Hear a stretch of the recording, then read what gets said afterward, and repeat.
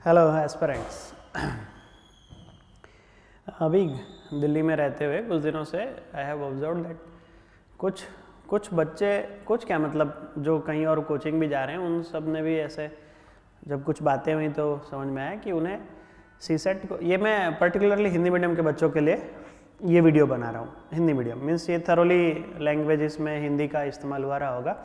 English medium के जो विद्यार्थी हैं उनके लिए तो एक बहुत ही क्लासरूम में ही ओरिएंटेशन की चर्चा करते हैं, तो they will find video there. अभी के लिए मैं ये मैंने जिन बच्चों से इंटरेक्शन किया और मैक्सिमम उनके केस में पाया, तो कुछ हिंदी मीडियम से जुड़े हुए बच्चे थे वो। तो आप हालांकि ये दोनों के लिए काम आने को ही है, पर यही है कि ये चीज़ आगे चल के आपको फिर इसी प्लेटफॉर्म पे इंग्लिश में भी मिल जाने वाली है, तो क्यों अपना टाइम मतलब आप दें मुझे। मैं एडवाइस करूंगा कि आप हिंदी मीडियम से हैं तो इसमें बने रहिए, क्योंकि ये thoroughly it will be associated with Hindi medium language only. तो हिंदी भाषा में ये चीज़ आपको मिलेगी। तो क्या है, तो मैंने पाया कि बहुत से बच्चे या तो कोचिंग कर लिए हैं या फिर अपना सेल्फ प्रिपरेशन भी कर रहे हैं, तो भी क्लियर नहीं होते हैं कि कैसे आगे बढ़ना है। मतलब अब जब जैसे जैसे जनवरी आना शुरू हो रहा है तो उन्हें ऐसा लगने लगा है कि सीसेट में कैसे प्रिपेयर करेंगे, क्लास तो ख़त्म हो गई, या फिर मॉक टेस्ट तो अब लगाएंगे, लेकिन खुद प्रिपरेशन भी करनी है तो कैसे करेंगे, राइट।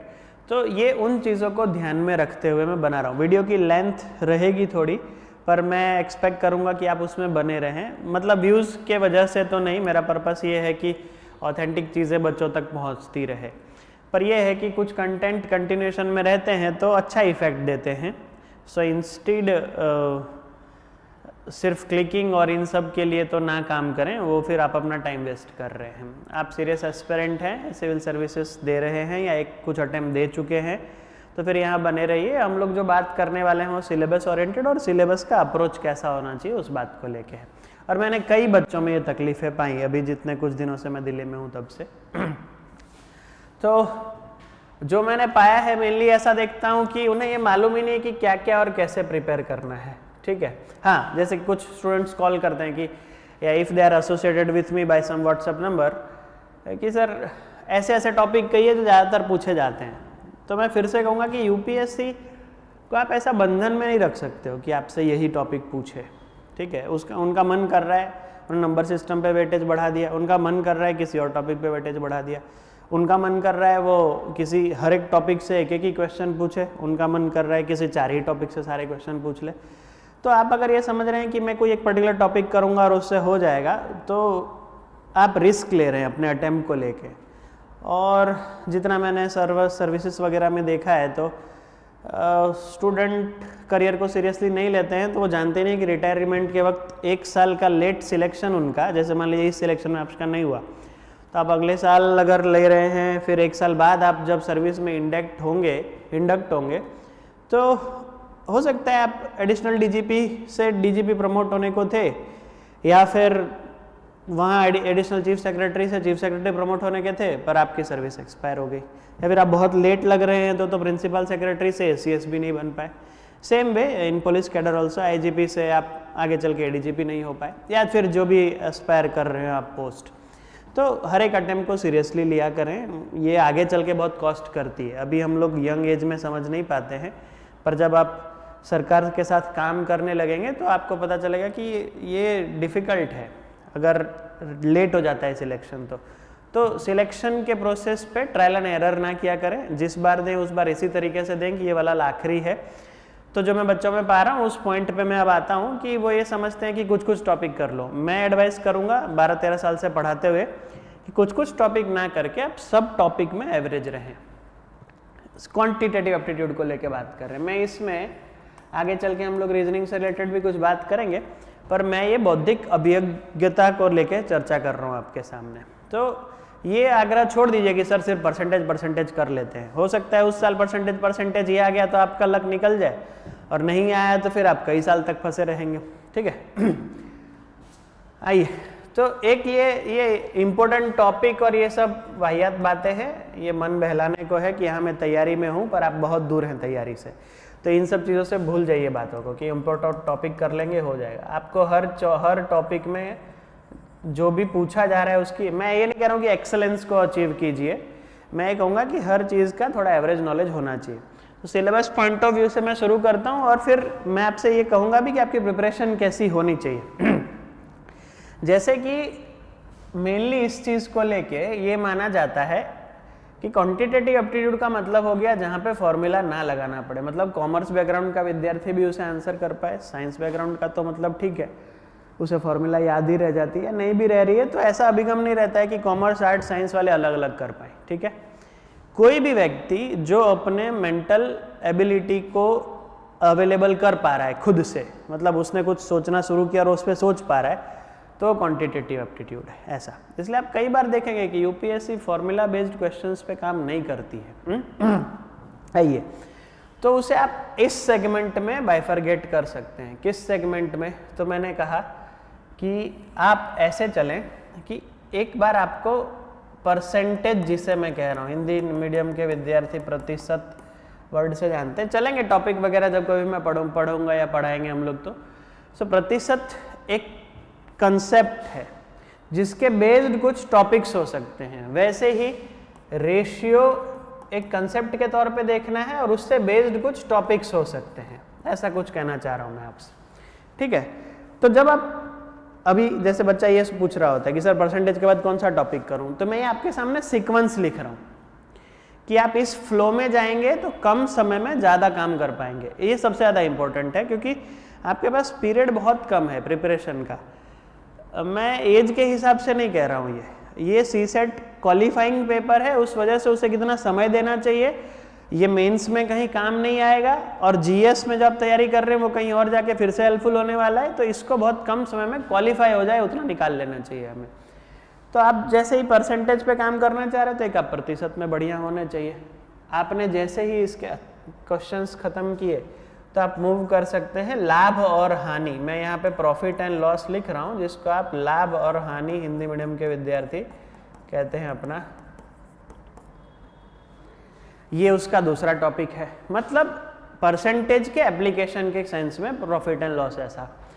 फर्दर हालांकि यूपीएससी ने इस पे ज़्यादा भार नहीं दिया है, साधारण ब्याज करके एक टॉपिक है, पर यूपीएससी ने इस पे ज़्यादा काम नहीं करवाया है, ठीक है। पर मैं कहूँगा कि अगर करवा लेगा तो आप being present in the paper आप मना करने नहीं जा पाओगे कि क्यों पूछा, क्योंकि यूपीएससी ने जो सीसेट के सिलेबस को डिफाइन किया उसमें कह रहा है कि up to 10th matriculation level, तो भाई ये उसका भाग है ही। और अगर आप 91 के आसपास के से पेपर देखना शुरू करेंगे, हालांकि मैं एडवाइस नहीं करूंगा करने के लिए क्योंकि वो वक्त लेगा आपका, तो टीचर को वो काम करने दिया जाए, पर समहाउ वो आपको मिलेगा कि कुछ छोटा मोटा उन्होंने पूछ लिया है।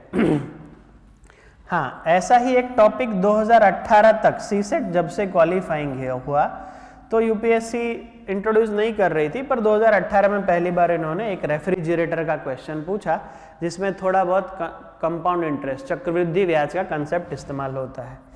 फिर उसके बाद से तो 22 और 23 दोनों में इन्होंने क्वेश्चन पूछे हैं।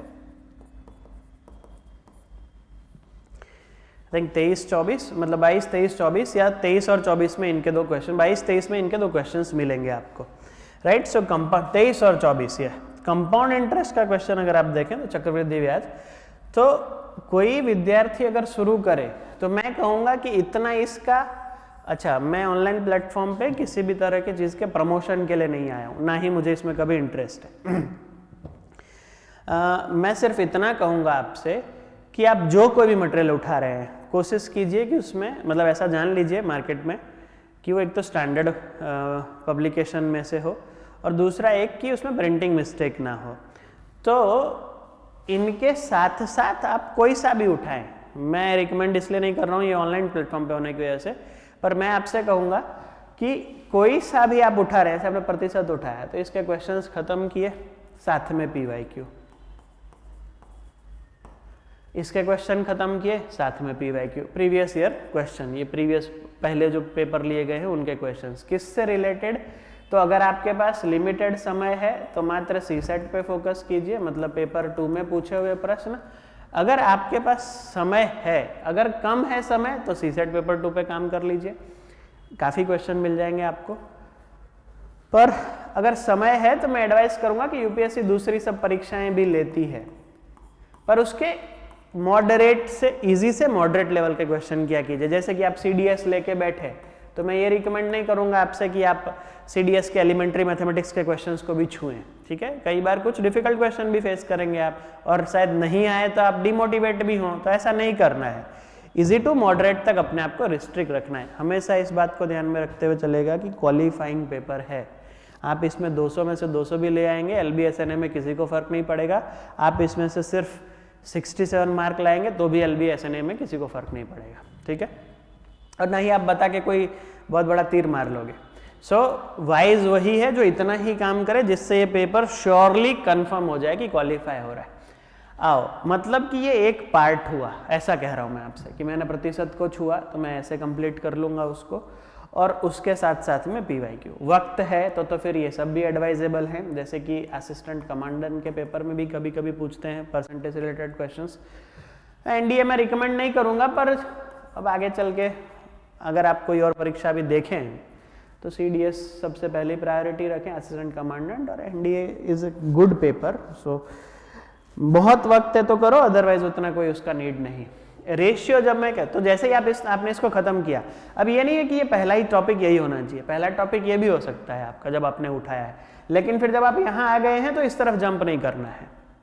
रेशियो, तो जैसे ही मैंने आपसे कहा रेशियो के बारे में, सो आप ऐसे फोकस करें रेशियो को लेके कि एक पर्टिकुलरली मिश्रण एवं अनुपात ऐसे करके एक टॉपिक मिलेगा कुछ किताबों में, ठीक है। उसके थोड़े कंसेप्ट सीखिए, वो आप अच्छे हैं तो मतलब थोड़े बहुत क्वेश्चंस प्रैक्टिस कीजिए, वो आप अच्छे हैं तो इसी के साथ साथ एक एलिगेशन एंड मिक्सचर, मिश्रण मिलावट वाले क्वेश्चन जो आपको मिलते हैं, अगर आपने पहले ये टॉपिक कर लिया है तो कुछ क्वेश्चन इसके भी इसमें रिफ्लेक्ट होंगे। एलिगेशन मिक्सचर में कई बार क्वेश्चन परसेंटेज रिलेटेड भी रहते हैं, और यही आपको आगे चल के कुछ और टॉपिक्स में भी हेल्पफुल होगा। वो जब आप मेरे टॉपिक का वीडियो देखेंगे तो मिल जाएगा वो, पर अभी के लिए मैंने कहा कि रेशियो उठाया है तो इसको भी ख़त्म कर लेना है। इसी के साथ साथ एक पार्टनरशिप में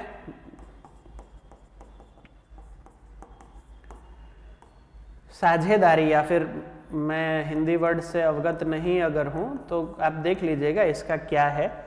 बाकी पार्टनरशिप मतलब उसके क्वेश्चंस तो UPSC ने एक ही बार छुआ है। अगर CSET को देखेंगे वहाँ से लेके 2022-23 तक के पेपर तक में तो लगभग एक ही बार साझेदारी को लेके कि किसका शेयर कितना होगा। तो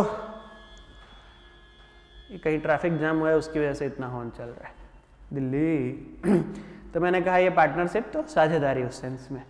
फर्दर एक और टॉपिक रहा, कई बार कुछ क्वेश्चन ये लोग उम्र संबंधित रेशियो से रिलेटेड भी पूछ लेते हैं, एज प्रॉब्लम जिसे हम लोग कहते हैं।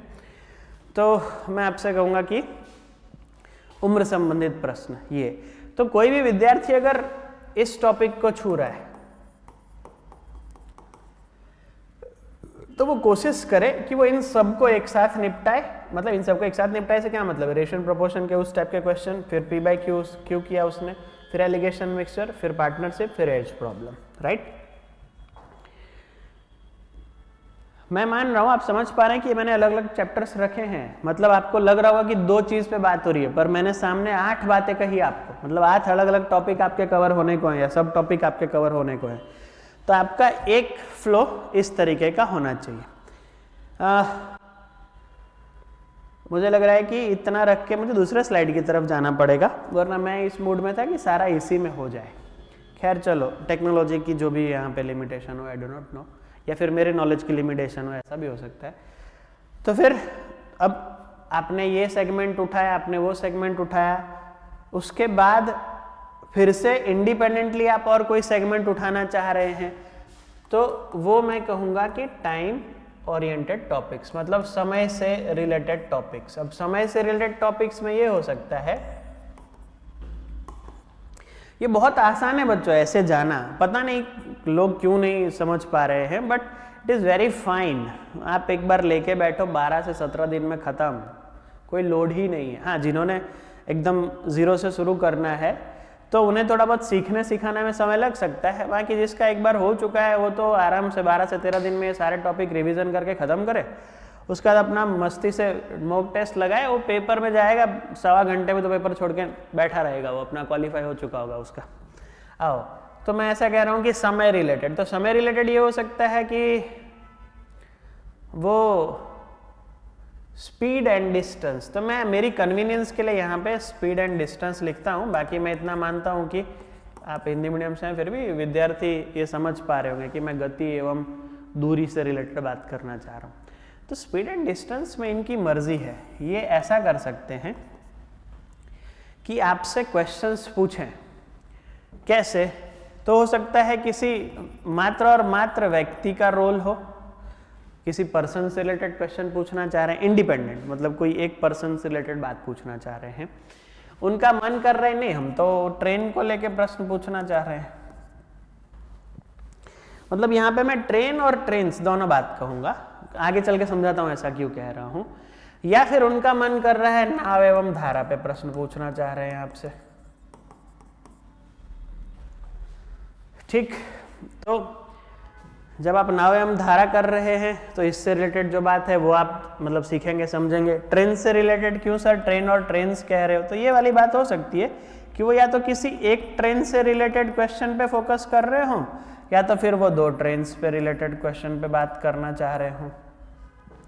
सो अ ट्रेन और टू ट्रेन्स, तो इससे रिलेटेड कुछ क्वेश्चन आएंगे आगे चल के। टॉपिक में जब ये पढ़ाना लगूंगा तो ये चीज़ें डिस्कशन में आएंगी ही।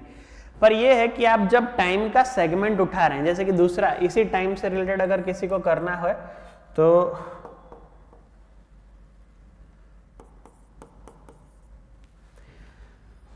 तो एक या तो वो स्पीड डिस्टेंस पे बात कर ले या तो फिर वो वर्क वाले पे बात कर ले।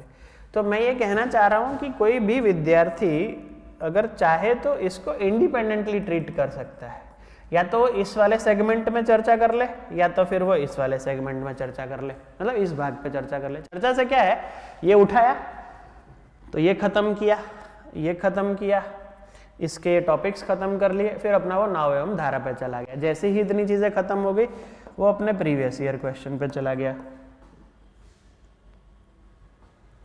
मैं मान रहा हूँ रिकॉर्डिंग चल रहा है,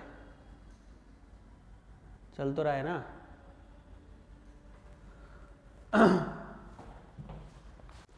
अब वर्क को लेके अगर वो कहना चाह रहा है, कई बार क्या है कि थोड़ा YouTube की आदत नहीं है ना, तो चीज़ें देख, जैसे कि आज मैं एक मेरा और वीडियो देख रहा था, तो उस वीडियो में कहीं फ़ोन आया होगा तो मैं वो फ़ोन देख रहा था, उसको रिसीव कर लिया मैंने ताकि वो समझ पाए कि मैं ऑनलाइन लेक्चर में हूँ। पर ये सब चीज़ें नहीं करनी चाहिए।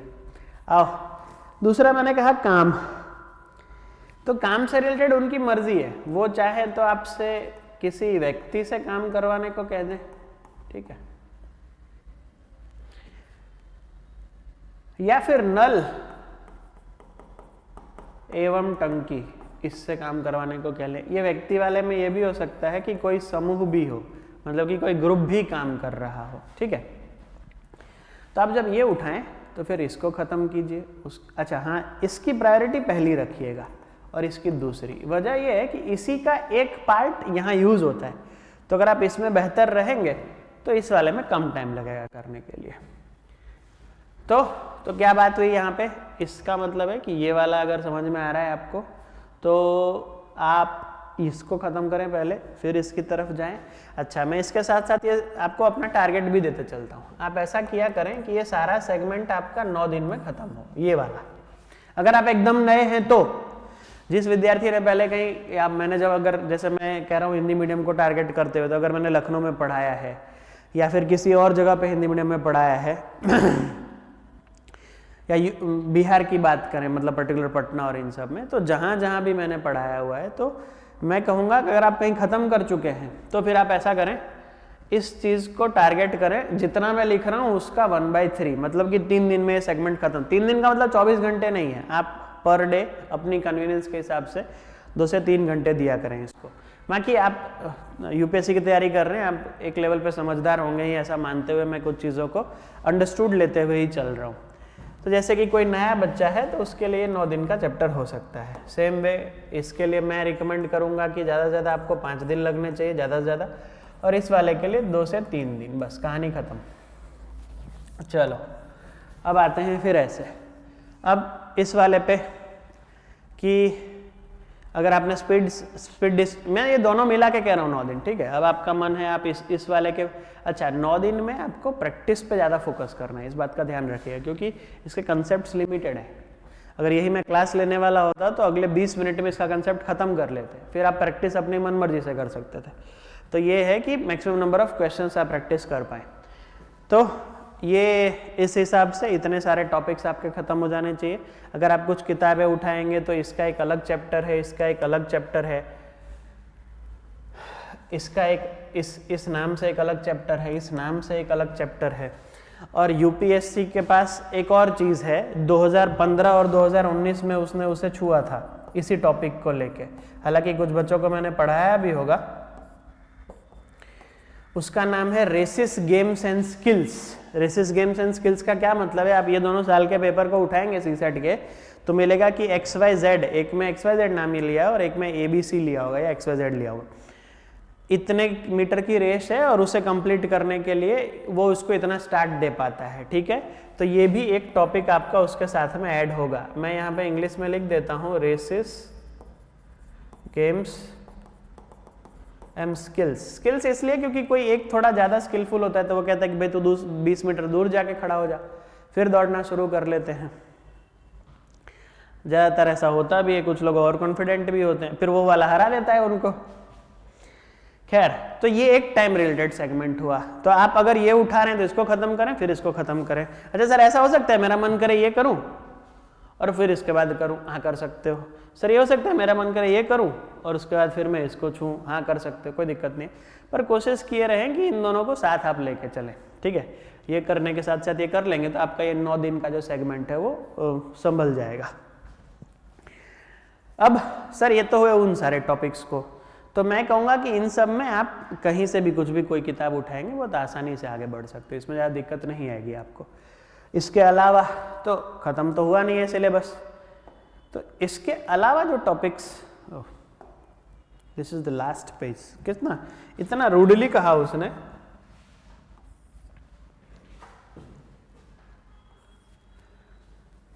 फिर आप गौर करेंगे कि जैसे अच्छा ये कैसा सेगमेंट है, ये ऐसा सेगमेंट है कि भाई जैसे पॉलीगॉन बहुभुज 15 मिनट का टॉपिक है, टॉपिक ही 15 मिनट का है, ठीक है। 2018 में एक क्वेश्चन पूछा गया है, तो भाई या तो मैं आगे चल के वीडियो अपलोड करूंगा, उस वीडियो से कर लो, कहानी खत्म कर लो, या फिर कोई किताब में से ढूंढ के कर लो, पर यह है कि 15 मिनट से ज़्यादा नहीं देना है। सर क्यों पढ़ें, एक ही बार पूछा है तो मर्जी है, पूछ लेगा पेपर में, मना नहीं कर पाओगे, है ना। तो भाई अगर 15 मिनट कर लेने से हो सकता है 1 मार्क मिल जा रहा है, 2.5 मार्क्स मिल जा रहे हैं, एक क्वेश्चन हो जा रहा है, तो फिर क्या दिक्कत है। जीएस में कितना पढ़ते हो, वो 200 मार्क वाले पेपर को लेके और आगे चल के मेंस वाले को लेके, उस हिसाब से तो 15 मिनट काफ़ी कम है भाई। तो ये अगर 2.5 मार्क दे रहा है तो मेहनत ही कर लेना चाहिए। खैर, एक जैसे पॉलीगॉन हो गया। फिर कुछ टॉपिक्स ऐसे हैं जिनको यूपीएससी ने ज़्यादा छुआ नहीं है, मतलब ज़्यादा छेड़ता नहीं है वो, क्योंकि उसे लगता है कि किसी को आया तो आया, नहीं आया तो नहीं आएगा, जैसे ज्योमेट्री हो गया, ठीक है। तो इन सब पे भी काम करते रहना चाहिए। मैं आपको ऐसे टॉपिक्स कह रहा हूँ जिन पे थोड़ा थोड़ा काम करते रहना चाहिए आपको। भाई कुछ पढ़ लिया, कहीं से कोई क्वेश्चन ईजी लगा तो उठा लिया, उसको सीख लिया, उसका सॉल्यूशन देख के सीख लिया, ये चीज़ होनी चाहिए। फिर ऐसे ही अगर कोई टॉपिक ऐसा हो जिसमें आदमी को फॉर्मूला ना पता हो और ना कर पाए, तो उसका नाम है मेंसुरेशन। मेंसुरेशन क्षेत्रमिति जिसे आप कहते हैं। मेरा थोड़ा हिंदी में ये स्पेलिंग मिस्टेक हो सकता है, आप अपने हिसाब से ज़रा देख समझ लीजिएगा। और मैं ऑनलाइन प्लेटफॉर्म पे वो ऐसा चाहता हूँ कि पर्पस जो हो वो फुलफिल हो, instead of making these things perfect. तो मैंने कहा कि क्षेत्रमिति में ये होगा कि कुछ क्वेश्चंस इन्होंने पूछे हैं 2D ऑब्जेक्ट को लेके और 3D ऑब्जेक्ट को लेके, तो इनका एरिया से रिलेटेड फॉर्मूला पता रह के काम कर लो, इनके एरिया और वॉल्यूम से रिलेटेड फॉर्मूला को ध्यान में रखते हुए काम कर लो, ठीक। अच्छा, इसी के साथ साथ 2 बार, मतलब आप अगर सीसेट का पेपर देखेंगे तो बहुत आसान लेवल पे यूपीएससी ने ऊंचाई एवं दूरी, हाइट एंड डिस्टेंस जिसे आप कहते हैं, इस टॉपिक को भी छुआ हुआ है। मैं क्या कह रहा हूँ, डे बाय डे अगर पेपर डिफिकल्ट करना हो ना तो यूपीएससी ऐसे को छू ले। सर आपको कैसे मालूम, तो आप सीडीएस उठा के देखिए, उनका एलिमेंट्री मैथमेटिक्स में से हाइट एंड डिस्टेंस टॉपिक के क्वेश्चन वो लोग काफ़ी अच्छे पूछ रहे हैं। काफ़ी अच्छे मतलब एज ए टीचर मैं बहुत अप्रिशिएट करूंगा उन क्वेश्चंस को जो उन्होंने उन्हें वहाँ पूछे हुए हैं, पर उनका एलिमेंट्री मैथमेटिक्स है, आपको यहाँ एलिमेंट्री मैथमेटिक्स पूछ नहीं रहा है वो, तो भी कुछ लेवल तक जाएगा, उस लेवल तक ना जाते हुए उसके हो सकता है 10% लेवल का क्वेश्चन पूछे आपसे।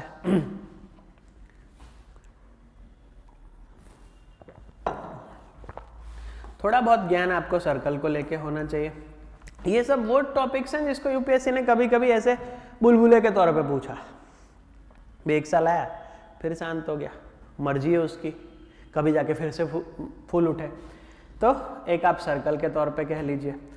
फिर अगर आप थोड़े से ये इसके साथ साथ ही ये काम करेंगे आप चतुर्भुज क्वाड्रिलेटरल, भाई ऐसा नहीं है कि ये नहीं ही आ रहा है तो पेपर रुक जाएगा, या फिर ये आ ही रहा है तो पेपर हो जाएगा, ऐसी कोई एश्योरिटी नहीं है। मैं कह रहा हूँ कि सब चीज़ का थोड़ा बहुत ज्ञान लोगों को लेके चलना चाहिए। क्वेश्चन तो हमें सिर्फ 40 ढूंढने हैं, ठीक है। आपको हाँ एक और तकलीफ मैंने देखी हिंदी मीडियम के बच्चों के साथ, उन्हें लगता है 27 क्वेश्चन सही कर लेंगे तो पेपर क्वालिफाई हो जाएगा। आप इतने परफेक्ट अगर होते ना, 27 क्वेश्चन आप टिक करते और 27 क्वेश्चन आपके सही निकल जाते, तो आप कोई और एग्जाम देके कहीं और होते, ठीक है। मैं पोस्ट की कंपैरिजन नहीं कर रहा हूँ, पर इस परफेक्शन को पाने के लिए आपको कैट एग्जाम का बहुत नियरर टू द 100% टेलर बनना पड़ेगा कि आप 27 से 30 क्वेश्चन करो और आप निकाल लो, ठीक है। इसलिए इन सब चीज़ों में ना जाया करें। मैं जाता था मुखर्जी नगर लेक्चर लेने के लिए, देखता था बच्चे के दिमाग में फिट होता था कि 27 ही तो करने हैं, तुम ढूंढ नहीं पाओगे कौन से 27 करने हैं। जब तक ढूंढोगे तब तक पेपर चेकर आ चुका होगा, वो इन्विजिलेटर, वो पेपर लाओ टाइम खत्म हो गया, ठीक है। आओ चलो, तो ये कुछ टॉपिक्स हैं जिसके साथ साथ आपको चलना चाहिए। फिर मैं कहूँगा कि जैसे कई बार हो हल्ला मच जाता है, बच्चे ये परम्यूटेशन एंड कॉम्बिनेशन, क्रमचय एवं संचय ऐसा कहते हैं, इस पे मैं बात करना चाहता था, इसीलिए मैंने थोड़ा सा जरा इसको टाइम लेते हुए कहा है। और एक प्रोबेबिलिटी, संभावना,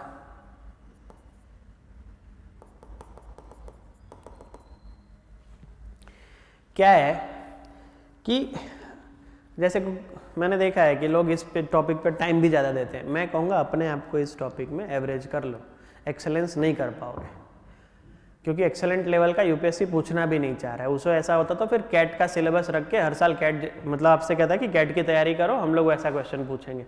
यूपीएससी को एप्टीट्यूड चाहिए, ब्रेन वाला, ठीक है। तो इन टॉपिक्स के थोड़े बहुत नॉलेज गेन करो, PYQ खत्म करो, और ज़्यादा इन टॉपिक्स को चैलेंज मत करो। जैसे कि ये 2 हो गए, और एक तीसरा जो बरसों से जिसको लेके हंगामा है, नंबर सिस्टम, संख्या पद्धति। इनको चैलेंज करने में मत पड़ा करो। क्यों? चैलेंज कैट वाले करते हैं। कैसा चैलेंज कि ठीक है किसी भी बात को लेके पूछो मुझे आ जाएगा। भाई इसमें नहीं आ रहा है तो अपना टाइम मत खराब करो। कुछ लेवल तक के क्वेश्चन पूछे जा रहे हैं जो कि आसान है, पढ़ने पढ़ाते हुए आ ही जाएंगे आपको। पर अगर, क्योंकि इसमें इतने वेरिएशंस हैं ना टॉपिक्स को लेके, वेरिएशन मतलब हर नई बात पे शायद आप कुछ और नया सीखते चलोगे, तो कितना करोगे? Getting this?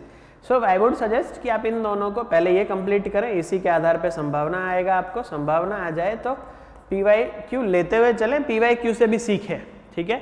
और उससे थोड़ा सा अलग के लेवल पे, जैसे किसी और एग्जाम का पेपर में मिला तो कर लिया आपने, ठीक है। तो ये एक हो गया। अब जब मैं नंबर सिस्टम कह रहा हूँ तो उसके साथ साथ मैं आपसे कहूँगा कि आपको एक LCM एंड HCF, मतलब कि लघुत्तम सामान्य वर्तक और गुरुत्तम सामान्य वर्तक, ऐसा जो जितना मुझे समझ में आ रहा है उतना, और एक और topic that is in the name of average, औसत।